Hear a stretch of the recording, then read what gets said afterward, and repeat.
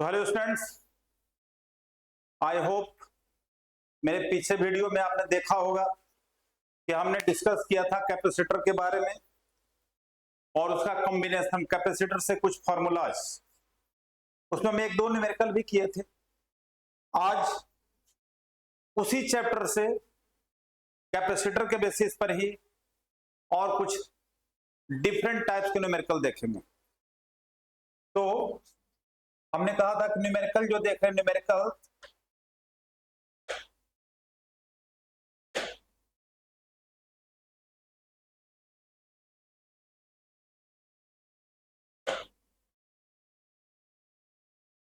Numerical जो देख रहे हैं न्यूमेरिकल ऑफ कैपेसिटर्स।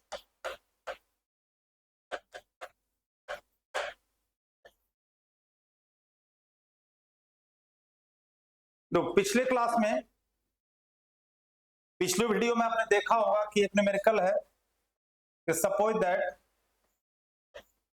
यह एक कैपेसिटेंस है, यह एक कैपेसिटेंस और यह एक कैपेसिटेंस। इसकी कैपेसिटेंस C1 है, इसकी कैपेसिटेंस C2 है और इसकी कैपेसिटेंस C3 है। अभी तो क्या चीज है, सीरीज में है, लेकिन जैसे ही इसके क्रॉस अगर लूप हम लगाते हैं तो ये हो जाएगा तीनों क्या चीज में, पैरेलल में। ये तीनों जो कॉम्बिनेशन हो गया इसका इक्विवेलेंट कैपेसिटेंस हो गया कि अगर ए पॉइंट से लेते हैं तो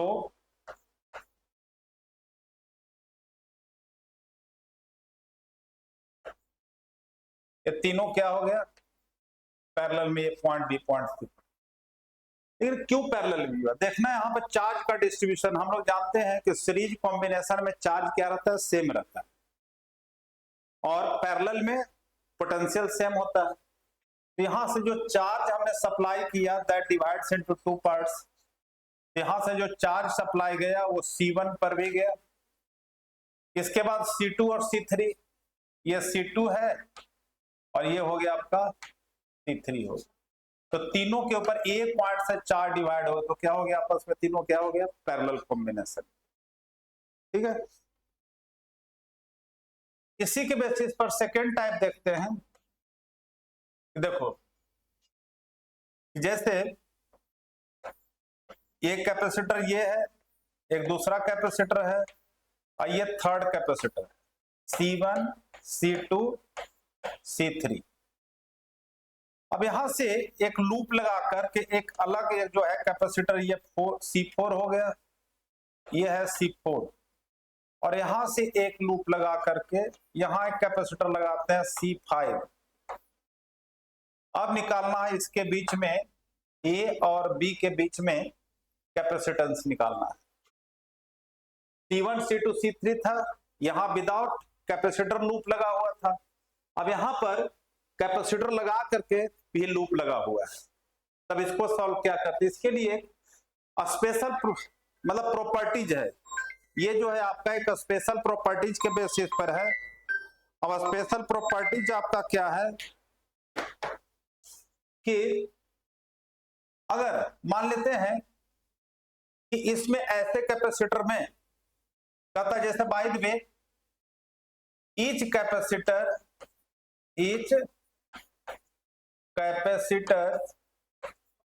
has capacitance, each capacitors has capacitance, मान लिया 10 माइक्रोफैराड।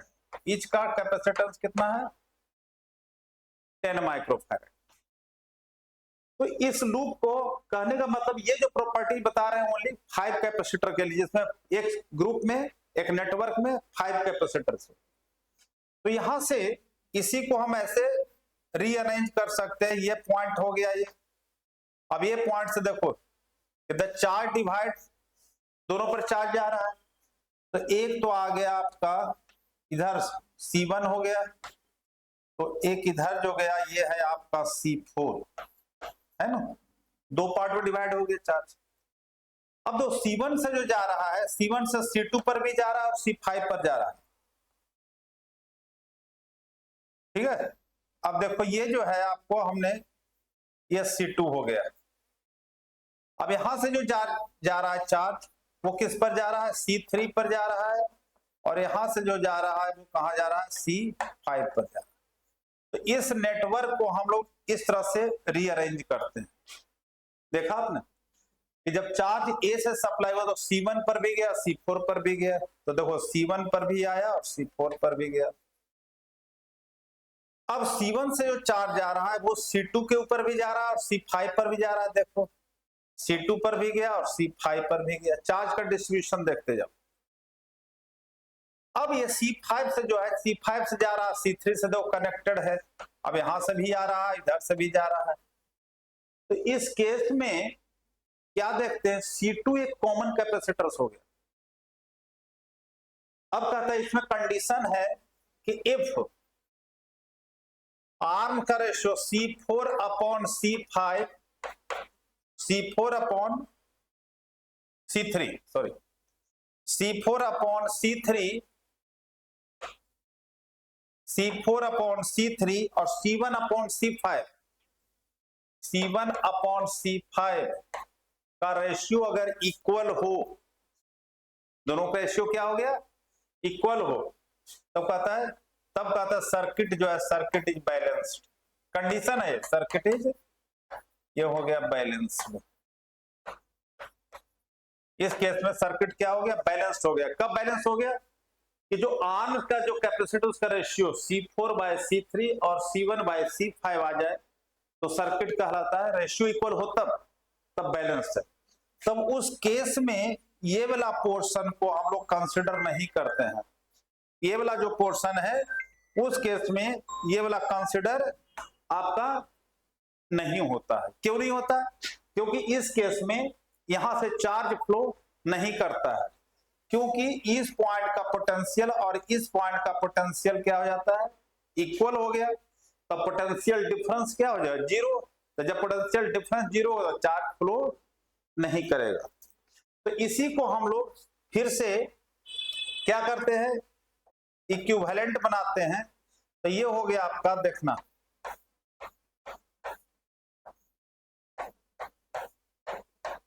इसका ये जो है आपका इक्विवेलेंट हो गया। यहां से A है और B है, मींस ये C4 हो गया और जैसे ये C3, और नीचे हो गया C1 और ये हो गया C5। इसका बिकॉज कि जो क्रॉस जो बना रहा है, यहां पर ब्रिज बना रहा है, तो इसका कोई यूज नहीं है क्योंकि चार्ज फ्लो नहीं कर रहा है। तो इसका कैपेसिटेंस क्या हो गया, इसको हम लोग नेग्लेक्ट कर देते हैं। तो इसका इक्विवेलेंट कैपेसिटेंस कैसे बनाएंगे, अब C4 C3 क्या चीज में हो जाएगा, सीरीज में, और C1 और C5 भी हो जाएगा क्या चीज में, सीरीज में। तो ये दोनों सीरीज में है और ये दोनों भी सीरीज में आ गया। तो इस तरह से हम लोग क्या देखेंगे अब इसका, कि C क्या आया था, देखो C4 और C3 इन सीरीज, तो C4 ये दोनों आ गया आपका सीरीज में, ये दोनों है आपका सीरीज में। तो C4 और C जब सीरीज में है तो C4 एंड C5 इन कहा, सीरीज में। तो सीरीज का फॉर्मूला 1/C डैश हो गया, 1/C4 प्लस 1/C5 हो गया। तब ये 1/10 प्लस 1/10 दैट इज 2/10, तो हो गया 1/5। तो C डैश हो गया आपका 5 माइक्रोफैराड। अब उसी तरह से जो नीचे क्या आया था, देखो नीचे क्या है, C1 और C5 अगेन सीरीज, ये दोनों सीरीज में हो गया, ये दोनों फिर सीरीज में। तो C1 और C5 भी सीरीज है। तो C1 एंड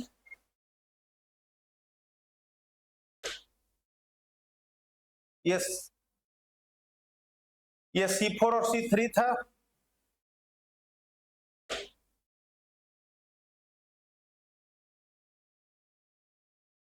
अब हो गया आपका, क्या हो गया आपका, देखो कि C1 और C5, C1 and C5 in series, C1 and C5 in series है। तो कितना हो जाएगा, 1/C डैश जो हो गया आपका, कितना हो जाएगा, 1/C C1 प्लस 1/C5, मतलब तो यहां देखो 1/10 प्लस 1/10, फिर कितना हो जाएगा 2/10 ही हुआ, मतलब 1/5 हुआ। अब पीछे देखो यहां पर जो था आपका ये वाला था C4 और C3 था, कितना था C4 और ये C3 है, C4 और C3, C4 और C3, ये C3 है और ये भी C3 है। अब दोनों आपस में क्या हो जाएगा पैरेलल में, तो अब क्या निकाले C डैश भी, यहां से C डैश भी हो गया आपका कितना, C डैश हो गया 5 माइक्रोफैराड। तो अब क्या लिखते हैं कि C dash and C double dash are in, अब दोनों क्या चीज में हो जाएगा पैरेलल में। पैरेलल मतलब ये जो आया C डैश और ये आ गया आपका C डबल डैश, ये दोनों आपस में क्या चीज में हो गया पैरेलल में। तो पैरेलल में तो नेट कितना हो जाएगा C dash plus C double dash, मतलब 5 प्लस 5 10 माइक्रोफैराड। तो इसको एक्चुअली इसको कहते हैं एक व्हीटस्टोन ब्रिज सर्किट रेजिस्टेंस में पढ़ते हैं हम लोग इसको, तो उसी के बेसिस पर सॉल्व करते हैं। तो अगर व्हीटस्टोन ब्रिज को फॉलो करते हैं तो जितना इंडिविजुअल इक्विवेलेंट होता है कैपेसिटेंस को उतने ही इक्विवेलेंट में भी आता है। तो एक तो ये टाइप का क्वेश्चन हो गया आपको। इसके बाद देखो कि जैसा बताए थे कि पैरेलल प्लेट कैपेसिटर में देखो parallel plates capacitor, parallel plate capacitor, इसका कैपेसिटेंस आपने देखा था, ये पैरेलल प्लेट है, parallel plate suppose that Q charge हमने सप्लाई किया इसके ऊपर, प्लस क्यू चार्ज इधर और यहां माइनस एंड चार्ज हो गया, इसको अर्थ कर दिए। तो इसका जो कैपेसिटेंस आया था आपको पता है कैपेसिटेंस होता है फ्री स्पेस के लिए एप्सिलॉन नॉट A/D, पता है इसका कैपेसिटेंस।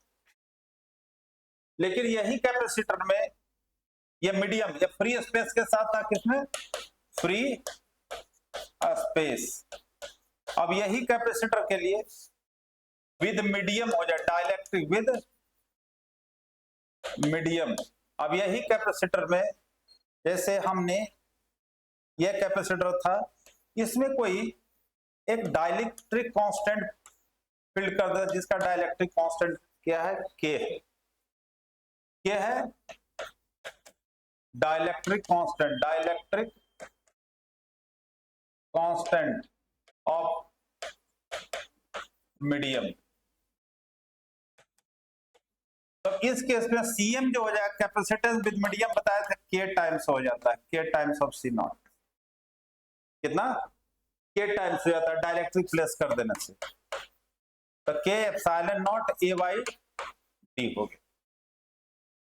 अब कहता है कि देखो अब इसमें केस है कि अगर जो डाइलेक्ट्रिक, जैसे हमने एक डाइलेक्ट्रिक प्लेस किया है कि अगर अब यहां पर देखो ये कैपेसिटर है, ठीक है ना, एक कैपेसिटर है जिसका एरिया ये एरिया ऑफ ईच प्लेट कितना है A। अब इसके अंदर देखो D है distance between the plates, D the distance between the plates is there. अब इसके हाफ पोर्शन को हम फिल कर देते हैं एक डाइलेक्ट्रिक, और अदर हाफ पोर्शन को, जो अदर हाफ पोर्शन है उसको हम लोग फिल कर देते हैं अनदर डाइलेक्ट्रिक से। इसका डाइलेक्ट्रिक कांस्टेंट K1 ले लिया और इसका डाइलेक्ट्रिक कांस्टेंट K2 ले लिया। तो कहता है इस केस में क्या होगा, तो यहां पर मान ली इक्वली डिवाइड कर दिया गया, इसका डिस्टेंस dy2 हो जाएगा, इसका भी डिस्टेंस कितना हो जाएगा dy2 होगा। तो इसका जो इक्विवेलेंट बनेगा ये दो कैपेसिटर में बदल गया। जैसे डाइलेक्ट्रिक प्लेस किया तो इसकी कैपेसिटेंस मान ले C1 हो गया, इसकी कैपेसिटेंस कितना है C2 हो गया। तो यहां पर क्या देख रहे हैं कि अगर डिस्टेंस डिवाइड हो जाए, एरिया सेम हो, तो ये दोनों हो जाएगा सीरीज कॉम्बिनेशन में। C1 नोट है कि अगर डिस्टेंस डिवाइड हो रहा है, डिस्टेंस डिवाइड्स, तो यहां हो गया C1 and C2 are in क्या चीज में होगा, सीरीज में हो जाएगा। C1 एंड C2 हो गया क्या चीज में, सीरीज में। दो कैपेसिटर बदल गया, तो C1 जो यहां पर हो जाएगा, C1 क्या होता है, K1 times of epsilon not A, area वही है लेकिन D की जगह पर कितना हो जाएगा, D/2। तो इसलिए ये कितना हो गया आपका, twice K1 epsilon not A/D, मतलब ट्वाइस K1 C0 हो गया। ये जो फर्स्ट कैपेसिटर, तो जैसे डाइलेक्ट्रिक टू पार्ट पोर्शन में इसको डिवाइड कर दिए, तो दो कैपेसिटर हो गया। उसी तरह से C2 जो हो जाएगा आपका K2 एप्सिलॉन नॉट, एरिया तो यही है, एरिया तो वही है, लेकिन इसका भी डिस्टेंस कितना हो गया, हो सकता है डिस्टेंस 3 पार्ट में, तो D/3 हो जाएगा, जितना भी दिया रहे, तो D/2, तो इसका भी हो गया D/2, तो D/2 हो तो ये हो जाएगा, ये भी कितना, twice K2 epsilon not A/D means twice K1, ये भी C0 हो गया। अब क्या बताए, दोनों C1 और C2 क्या चीज में होगा, सीरीज में हो जाएगा। तो सीरीज में तो इसका नेट कितना हो जाएगा, नेट कैसे निकालेंगे हम लोग, तो नेट निकालने के लिए नेट जो हो जाएगा इसका 1 सीरीज में होता है 1/C = 1/C1 + 1/C2, मतलब 1/2 K1 C0 + 1/2 K2 C0। ठीक है, तो इसको अगर हम सॉल्व करते हैं तो क्या होगा, लो कि 1/C जो आया 1/2 तो दोनों में है, कॉमन आ ही जाएगा। C0 भी कॉमन आ गया, तो क्या रह गया, 1/K1 + 1/K2। देखो इधर 1/2 C0 के लिए कॉमन, तो 1/K1 + 1/K2 रह गया। तब इस केस में क्या हो जाएगा, 1/2 C0 K2 + K1 upon K1 K2 होगा ना, तो C = इसका रिवर्स हो गया 2 C0 K1 K2 upon K1 + K2। ये हो गया कि अगर उसको दो पार्ट में हॉरिजॉन्टल, मतलब क्या किया, वर्टिकली अगर डिवाइड किए। इसका सेकंड केस है, ये सेकंड है इसमें, कि अगर वन कैपेसिटर है, दिस कैपेसिटर, और it is divided into two parts, upper portion having the dielectric constant K1 and lower portion जो है, lower portion having dielectric constant K2। तो यहां पर हम लोग क्या देख रहे हैं कि डिस्टेंस सेम हुआ जब इसको हमने हॉरिजेंटली डिवाइड किया, अपर पोर्शन और लोअर पोर्शन में, तो डिस्टेंस सेम है लेकिन एरिया इसका हाफ हो गया, एरिया डिवाइड हो गया। तो इसमें है कि if area divides and distance जो है आपका, डिस्टेंस रिमेन्स सेम, तब किस में आ जाएगा, ये आ जाएगा, दोनों पैरेलल कॉम्बिनेशन में आ जाएगा,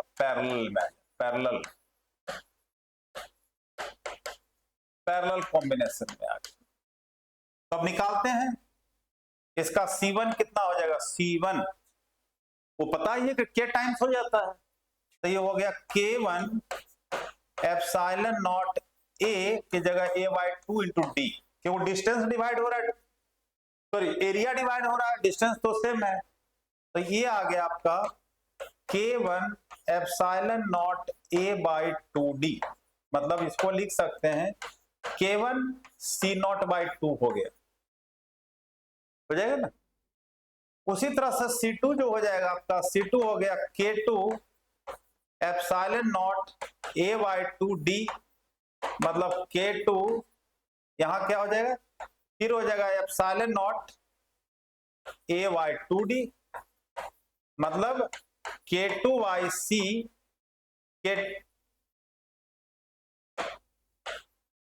K2/2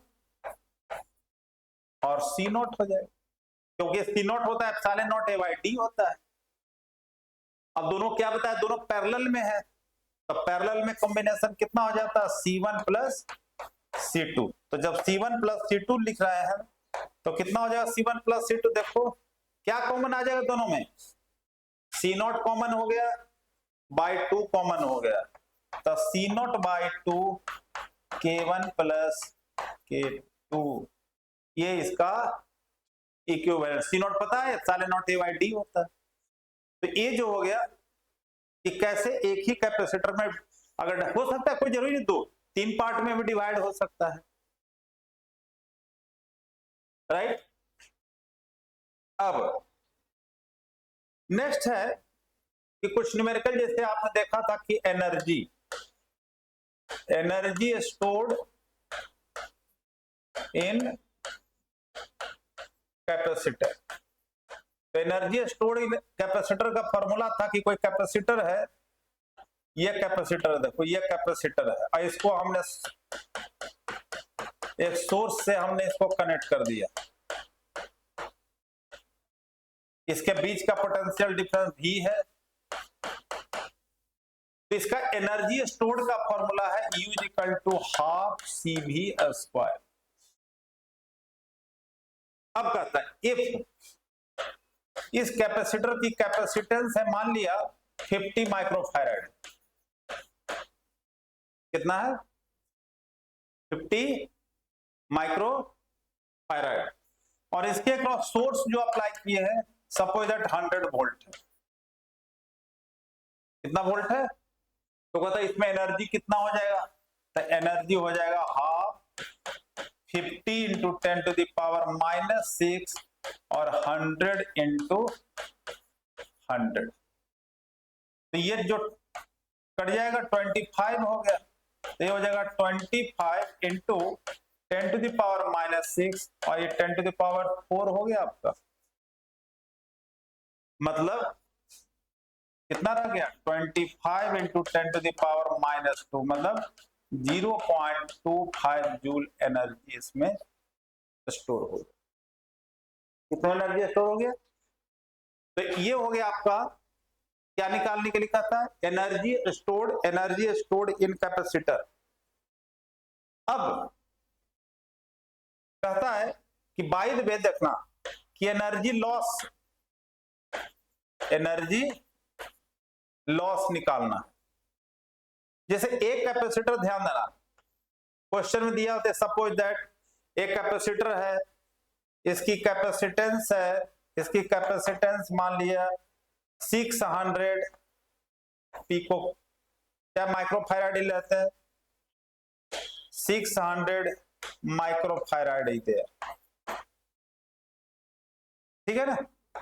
और इसको कनेक्ट कर दिया कि इसको क्या जो ये 200 वोल्ट से इसको कनेक्ट कर दिया गया। One capacitor having the capacitance 600 microfarad that is connected with the 200 volt.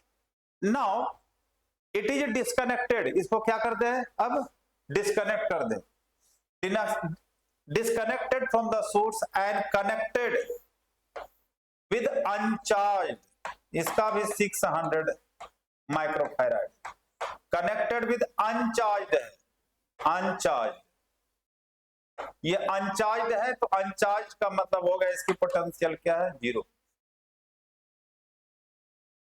क्या बताए, one capacitor is there, that capacitor is charge with the source 200 volt having the capacity 600 microfarad. Now it is disconnected with the source and connected with uncharge, इसको connected कर दिया गया। तब पता है कितना एनर्जी लॉस हुआ, तो एनर्जी लॉस का फॉर्मूला याद है, एनर्जी लॉस का फॉर्मूला क्या आया था, लिखे भी थे ½ C1 C2 V1 minus V2 का whole square upon C1 plus C2।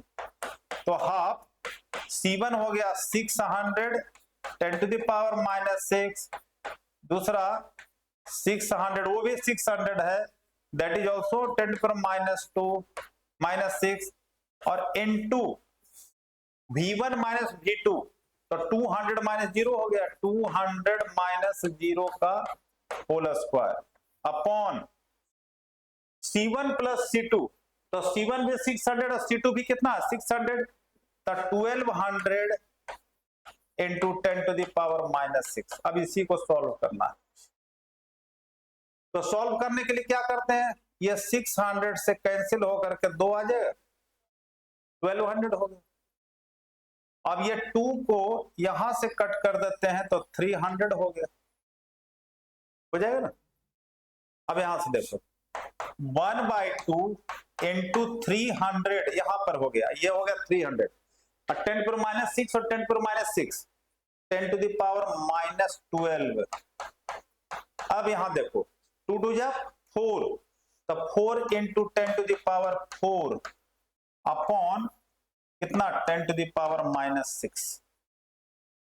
अब देखो ये 10 to the power -6 और ये वाला कट जाएगा, तो 10 to the power -6 रह जाएगा, और ये इसको कट कर देते हैं 150 हो गया, तो 150 को 4 से मल्टीप्लाई करो तो 600 इंटू 10 to the power यहां कितना -6 है, बच गया ना 10 to the power -6, और यहां पर 10 to the power 4, तो कितना हो 10 to the power -2 हो जाएगा, होगा 150 इंटू 4 हो गया 600 हो गया, यहां 10 to the power -6 था, 10 to the power -6 करे तो 10 to the power -6 यहां रह गया, तो 10 to the power 4 चला गया, तो 10 to the power -2, इसका मतलब कितना होगा 0.6, क्या कर सकते हैं इसको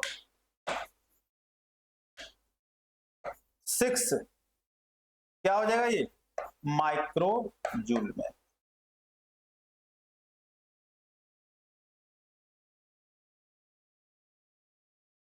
सिक्स 600 जूल, माइक्रो तो कट ही गया धीरे, तो 600 जूल इसके अंदर एनर्जी स्टोर। तो ये हो गया कैपेसिटेंस के बेसिस पर कि कैसे एनर्जी को हम लोग क्या करते हैं, एनर्जी लॉस। तो एनर्जी लॉस मतलब, और अच्छा ये जो एनर्जी लॉस जो होता है किस फॉर्म में हो जाता है, हीट एनर्जी के फॉर्म में, energy loss in form of क्या, हीट एनर्जी। क्लियर। तो ये सब जो क्वेश्चन था किसके ऊपर है, हमने आज किया पूरा कैपेसिटर, कुछ कॉम्बिनेशन से, एनर्जी से और एनर्जी स्टोर से, ठीक है। तो नेक्स्ट क्लास में हम लोग देखेंगे पोटेंशियल के ऊपर क्वेश्चन देखेंगे। अभी तो कैपेसिटर 2 क्लास हमने दे दिया कैपेसिटेंस के बेसिस पर, नेक्स्ट क्लास में हम लोग इसे कैपेसिटेंस के बेसिस पर न्यूमेरिकल करेंगे। तब तक आप रिवाइज करें। Thank you.